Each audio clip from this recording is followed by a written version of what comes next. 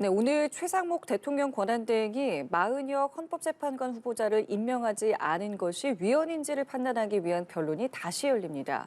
심판을 청구한 국회 측과 최대행 측 사이에 공방이 예상되는데요. 네, 헌법재판소에 나가 있는 취재기자 연결해 보겠습니다. 신현정 기자 나와주시죠. 네, 말씀하신 것처럼 우원식 국회의장이 최상목 대통령 권한대행을 상대로 낸 권한쟁의 심판 2차 변론이 오후 2시부터 열립니다. 앞서 최대행은 국회가 추천한 헌법재판관 후보자 3명 중 2명만 임명했는데요. 임명하지 않은 마은혁 후보자에 대해선 여야 간 합의가 없었고 합의가 이루어지는 대로 임명하겠다는 입장이었습니다. 이에 우원식 국회의장은 최대행이 헌법재판관을 선출할 국회의 권한을 침범했다며 이것이 위헌인지 따져달라고 심판을 청구했습니다. 애초 헌법재판소는 지난 3일 이 사건에 대해 선고를 할 예정이었는데요. 최대행 측이 이번 심판과 관련한 절차적인 문제를 제기하자 이를 받아들여 변론을 다시 열기로 했습니다.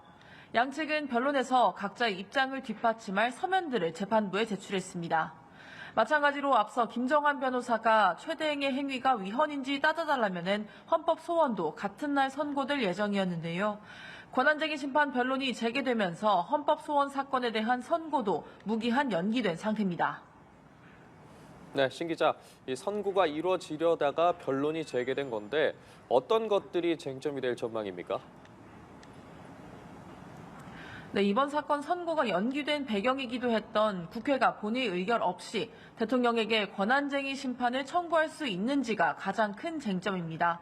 최대행 측은 국회법에 따라 국회의원들의 의사를 모아 심판 청구 여부를 결정했어야 한다 이런 입장인데요. 우원식 국회의장이 단독으로 심판을 청구하는 건 위법이라는 취지입니다. 국회 측은 헌법이나 국회법 등 어느 법에서도 국회가 권한쟁의 심판을 청구할 때 본회의 의결을 거쳐야 한다고 명시하고 있지 않다 이렇게 맞서고 있습니다.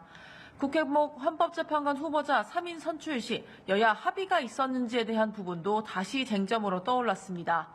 국회 측은 국민의힘이 1명, 더불어민주당이 2명의 재판관 후보자를 추천한다는 내용의 공문을 국회의장에게 보낸 것을 근거로 여야 합의가 이루어졌다고 주장하고 있습니다. 또 여당이 헌법재판관 후보자 인사청문회 특별위원회에 의원들을 선임한 만큼 후보자 추천에도 동의했다는 입장입니다. 반면 최대행 측은 여당 원내 지도부에 공백기가 있었기 때문에 합의가 이뤄질 수 없었다는 입장입니다. 이를 입증하기 위해 재판부에 추경호 전 국민의힘 원내대표와 권성동 원내대표의 진술서를 낸 것으로 파악됐습니다. 지금까지 헌법재판소에서 전해드렸습니다.